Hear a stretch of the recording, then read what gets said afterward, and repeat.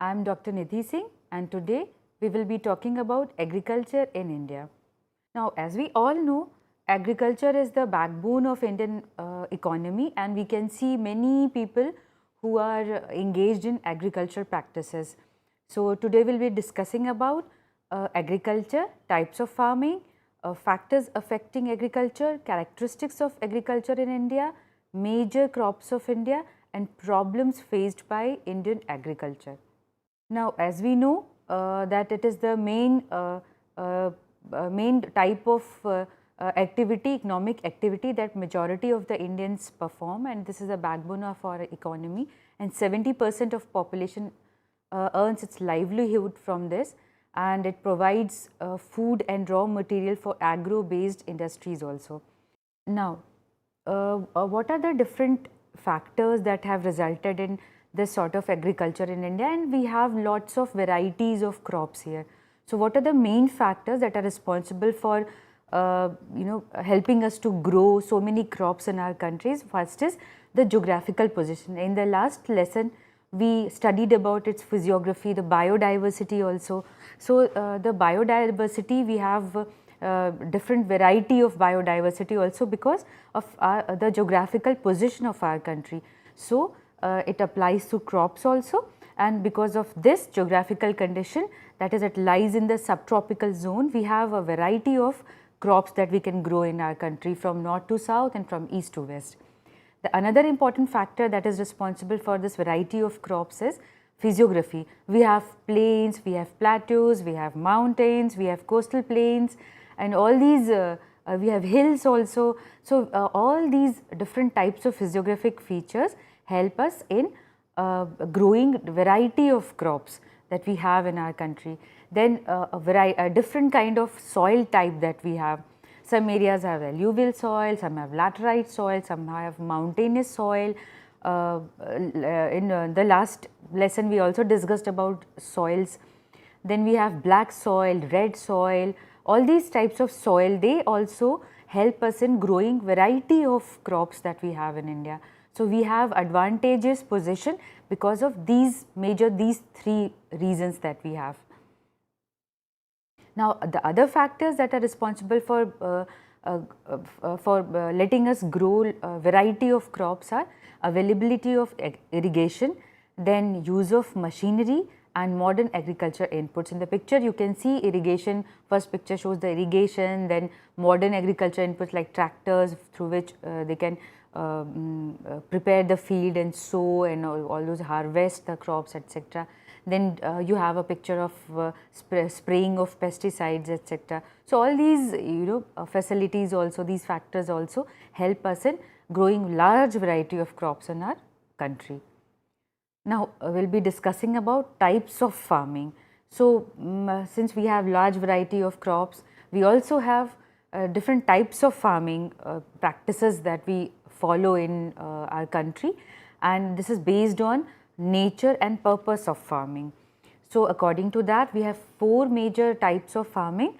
One is subsistence and commercial farming. Second is intensive and extensive farming, third is plantation farming, and fourth is mixed farming. We will be discussing it in detail now. The first one is subsistence farming. This is a farming which is practiced by majority of farmers in our country, and it is the type of farming where farming is done for own consumption. That means the farmer and its household grows the crops for their own consumption throughout the year. The land holdings are small and fragmented, and cultivation technique is primitive and simple. So, the crops that are grown here are cereals, then oil seeds, pulses, vegetables and sugarcane, etc. This is one of the examples you can see of subsistence farming, where the farmer is harvesting the wheat crop, and this is used for various for the whole of the year for their own consumption. Now, another type of farming within the first category is commercial farming. Here the most of the produce, as the name suggests, is used for commercial purposes. That means it is sold in the market for money, and the cultivation technique here is which involves irrigation facilities, chemical fertilizers, insecticides, pesticides and high yielding variety seeds, etc. So, lots of modern agriculture inputs are used for increasing the productivity, so it can be the product can be sold to the market. And the crops grown using this kind of farming are cotton, jute, sugarcane and groundnut, etc. These are all commercial farming crops. Now, you can see some of the pictures of some of the commercial crops. The long jute fibers can be seen hanging and clubbed together. Then groundnut is also a commercial crop, and that is, you can see that also. So, these are some of the commercial crops that are grown in India. Now, another type of farming, that is intensive and extensive farming. Here the difference between the two, that the intensive and extensive is basically in the terms of amount of production per unit of land. So, the amount of produce that takes place per unit of land is determines what is intensive and what is extensive farming. Now, in extensive farming, there is use of large patch of land for cultivation. Then the total production is high and the area is also large, and the per unit area production is low. The area is large in extensive farming, but per unit of area production is lower. Now, in intensive farming, on the other hand, high production per unit of land. That means 1 unit of land produces large amount of crops here as compared to the extensive farming, and the example is for intensive farming is Kerala. Now, third comes the plantation farming. In this kind of farming, there are large estates, that means large areas where single cash crop is grown for sale, and the crops grown are tea, coffee, rubber, banana and spices. These are some of the crops that are grown as a plantation farming, and they have a large area dedicated to these crops. And these were first introduced, this type of farming was first introduced in India by Britishers in 19th century.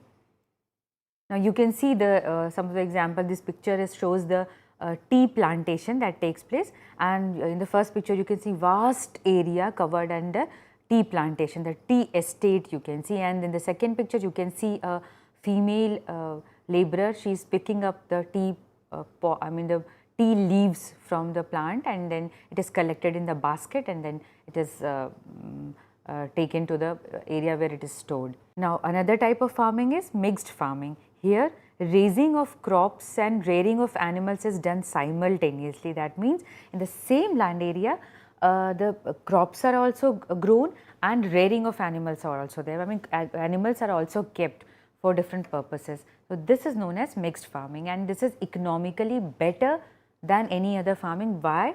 Because here crops are also growing as well as animals are also growing. So, if the crop fails by chance due to some unavoidable circumstances and or unexpected circumstances, at least the animal which is being reared can be used for their economic purpose. They can sell their those animals, or they can use them for their own consumption. So, at least some amount of they have some thing on which they can bank upon for their economy or for their earning.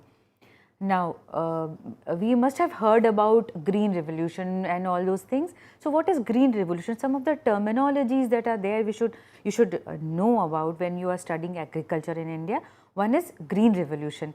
So, green revolution, as the name suggests, it refers to increased production of crops, some of the crops, and there is it means the major technological breakthrough based on one, improved seeds of high yielding varieties, second, adequate and assured supply of water for irrigation, and then third, increased and appropriate application of chemical fertilizers. So, these three points were taken care of while increasing the productivity of the crops, and some of the major crops that were involved in green revolution was, one was wheat, and then to some extent it was rice also. Now, white revolution, what can you make out from the picture? What do we mean by white revolution? Can you just guess? And then, as the name suggests, yes, it is about remarkable increase in milk production. It is white in color, milk production, and then its related products like butter, cheese and all those things. And this was done with the establishment of a national milk grid and by removing regional and seasonal imbalances in milk production. So, this is known as White Revolution, which is related to milk production and its related products. Now, can you make out what we are going to talk about? This is another picture. This. Now, can you make out what are we going to talk about next? Yes, catch of fisheries and related things, I mean related food products like crabs, lobsters and all. Now, this is known as Blue Revolution. So, Blue Revolution means big increase in catch of freshwater and marine water fish, and it also includes crabs and lobsters, etc. Now, I will show you another picture. Can you make out what we are going to talk about? Yes, it is related to poultry, I mean production of eggs and chickens and all those things, right? It is related to poultry, and what is it known as? It is known as Yellow Revolution. So, why? Because maybe the egg yolk is yellow, so maybe it is known as Yellow Revolution, and it is remarkably steady, it means remarkably steady and assured supply of poultry products. So, this was Yellow Revolution. Now, similarly, we have Pink Revolution. Can you make out by looking at the picture? What do we mean by Pink Revolution? It refers to what? Yes, it refers to considerable rise in production of apples, especially in Himachal Pradesh and Jammu and Kashmir. Now, we will be switching over to some of the salient features of Indian agriculture. This means some of the important features of Indian agriculture. So, one important feature is its subsistence in nature. That means subsistence agriculture is practiced here. There is pressure of population on agriculture. We have large number of population dependent on agriculture. Third is mechanization of farming. We have mechanized the farming.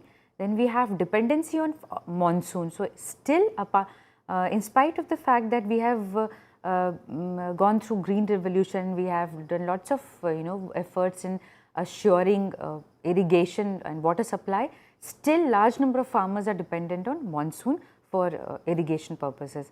We have variety of crops that we can grow in India, and there is predominance of food crops. That means majority of the crops that are grown are food crops, and there are seasonal patterns of agriculture. I mean, in summer season, or in we have different sorts of types of crops are grown. In winter season, we have different types of crops grown, and then in between these two seasons, we have different types of crops that are grown here. So, there is a seasonal pattern. Depending upon the season, we have different varieties of crops that are grown in India. Now, the table shows some of the major crops of India. One is food grain, and the crops mainly used for human consumption, and rice, wheat, etc. are some of the major crops. Second is commercial crops, which are mainly grown for commercial purposes and for sale, and these are cotton, jute, sugarcane, tobacco and oilseeds, etc. Third is plantation crops, that is mainly grown as plantation. Large states are there and it is grown like that, and the examples we have seen earlier, right now we saw those examples: tea, coffee, coconut, rubber, etc. And then horticulture crops are also there, which includes vegetables, fruits, etc. and fruits and vegetables of different types are the example of it. Now, we will be switching over to some of the major crops of India. Can you make out by looking at the picture which crop is this? Faintly, anyone, I mean, if you can make out, if you have seen it somewhere.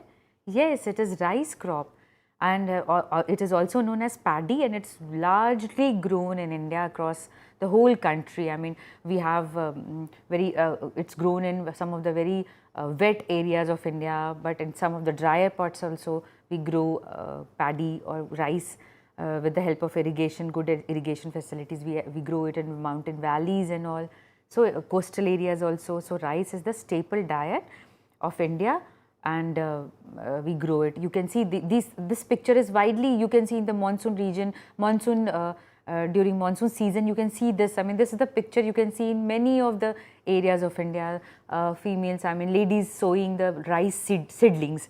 These are rice seedlings, and men and women, they are planting the rice seedlings in the fields. Now, rice, as we all know, it is a summer crop, and it is also known as kharif crop, and 1/3 of cultivated area is covered by rice, and it is used for food or consumption for more than half of the population. The geographical conditions, Can you make out some of the geographical conditions by looking at the map also, or otherwise also where all it's grown? Yes, it's grown in hot and humid climate, and the rainfall, it requires lots of rainfall, that is 150 to 300 centimeters of rainfall, and the soil should be fertile, deep clay and loamy soil, and cheap labor is required for rice, because you have to plant the rice, seedlings you have to plant, and then you have to grow the crops, and then you have to harvest. So, planting seedlings is a very tedious task, and it requires lots of patience. So, it says that therefore, you can see lots of female workers or female farmers or laborers growing, I mean planting the rice seedlings, because it requires lots of patience. Now, look at the picture. Can you make out which crop is this? Any faint, any guesses? Yes, it's wheat crop, and we have all seen wheat crop somewhere or other, maybe in our locality, and some of the festivals also we use this wheat crops, wheat plant for different purposes, and during our festivals, some of the festivals also. Now, some of the geographical conditions that are required for wheat cultivation is, it requires cool climate, and the rainfall should be between 75 to 100 centimeters, that is it requires cooler climate as compared to rice, and then it requires lesser amount of rainfall. So, it is a winter crop, and which is also known as rabi crop. And the soil required here, type of soil, wheat crop is well drained, fertile, loamy and clayey loamy soil, and less of labor is required as compared to rice crop. Now, another type of food grain is millets. What are millets? These are short duration kharif crop, and these are coarse grain crops, and they are used for food and fodder. Some of the examples are jowar, bajra, ragi, kora, kodon, kutki, haraka, and etc. These are some of the millets that are grown in India. Now, you can see in these pictures, these are some of the millets. I mean, corn is there, ragi is there. So, some of the bajra, all these things are there, which are known as millets. Now, millets require a high temperature, that is 27 to 32 degrees centigrades of temperature. Rainfall should be between 50 to 100 centimeter, that is it's a dry land crops, you can say.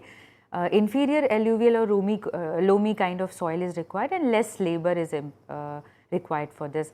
North and south, different parts or the drier parts of North and South India have this sort of millets or this sort of food crop. Now, another crop is grain is pulses. Pulses are leguminous and rich in protein, and it's very good for health. So, all of us should have lots of pulses in our daily diet. So, now you do not need to refuse dal or pulses in your diet. So, whenever it's given, you should have it. It's very good source of protein. It's used in crop rotation also, because it fixes nitrogen, and large variety of pulses are found in or grown in India. Now, you can see in the picture, this is so many variety of pulses are grown in India. Some are gram, tur, arhar, urad, moong, masoor or lentil, kulthi, horse gram, matar, etc. So, these are those whole variety of pulses that are grown in India. We have lots of varieties. Now, the geographical conditions required for pulses are temperature that ranges between mild, that is mild cool, that is 20 degree to 25 degree centigrade. Rainfall, it requires drier climate and lesser amount of rainfall, and then it requires loamy soil. Now, we will be switching over to commercial crops, as the name suggests, and we have discussed it earlier also. Commercial crops are grown for sale and grown on a at a large scale for sale purpose mainly. And these are mainly one of the important commercial crops is sugarcane, and it is a kharif crop. We all like chewing sugarcane sticks, right? And it's very sweet, and India has a large area devoted to sugarcane cultivation, and lots of different products are made out of sugarcane juice, and we all like sugar, I guess, in different food that we use or that we have. So, sugarcane is a kharif crop, and it's a main source of sugar, gur and khandasari, and it also acts as raw material for alcohol and paper, and the geographical conditions required for sugarcane production or growing of sugarcane is hot and humid climate, and it requires a little larger amount of rainfall, that is 75 to 150 centimeters. Deep, rich, loamy, heavy manured and fertilized soil is required for this, and it requires lots of labor. So, it is a labor intensive commercial crop. Now, as you can see in the map, some of the areas that are where sugarcane is grown, it is grown in some of the parts of northern India, UP, Uttarakhand, etc., Haryana, Punjab, and in southern India also we have lots of places where sugarcane cultivation is done. This is a sugarcane crop. You can make out now, if you do not know that this is a sugarcane, now you can make out that this is a sugarcane crop. And I think we all love sugar in different forms. Now, can you guess which crop is this? Can you make out? Yes, it's cotton crop, and this is the picture of cotton field, that is, and how this is, see how cotton grows, I mean in the pods, in a form of pods in the plant, cotton crop. It is also a commercial crop, and cotton is the most important fiber crop that is grown in India, and it is a kharif crop, and geographical conditions show that a uniform high temperatures are required for cotton cultivation, and rainfall between 50 to 100 centimeter. That means it does not require lots of rainfall. So, it can be grown in drier parts also. The type of soil which is required is black soil, and black soil is a very commonly known as cotton soil. Black soil is commonly related to cotton, and black soil is the most important type of soil that where cotton is grown, and alluvial soil, in alluvial soil also cotton can be grown. It requires cheap and efficient labor because you have to pick the cotton from the cotton pods from the plant, and it requires lots of labor. Now, can you make out which crop is this? Yes, it is a very common picture in some of the Hindi movies also, or Bollywood movies that we call, and you can see the actor and actress having some songs and children running around across these fields. These are the mustard seeds, I mean mustard flowers of mustard seed, and this is the mustard crop that is growing, and it is a beautiful picture if you see the large stretch of mustard crops growing.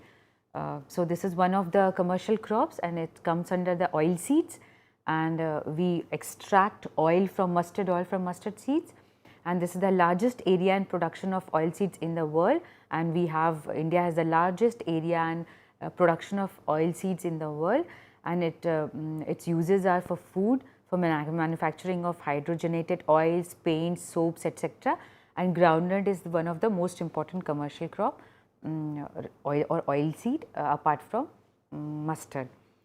Now, plantation crops, as discussed earlier, these plantation crops are grown for in a large stretch of land, and mainly for selling purpose and for different purposes. So, plantation crop is one of the most important plantation crops of India is tea, and India is famous for its vast and beautiful tea gardens, and tea plantation was started in India by the Britishers in 1923, and now today India is the leading producer of tea.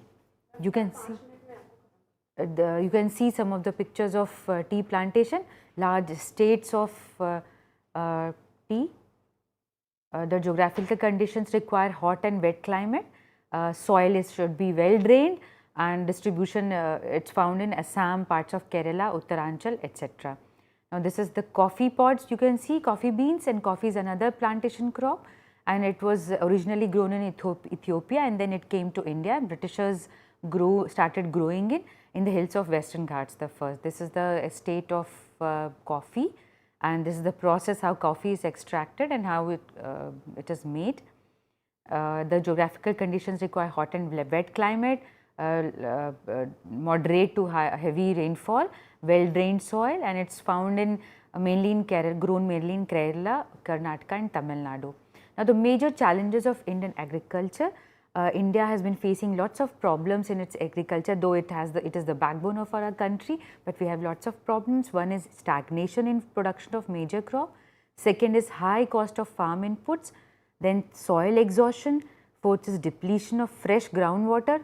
Fifth is adverse impact of global climatic change. And then sixth is impact of globalization. Then providing food security and farmer suicide. Nearly 2 lakhs of farmers in different states of India have committed suicide between 2003 to 2008, and you can see some of the pictures.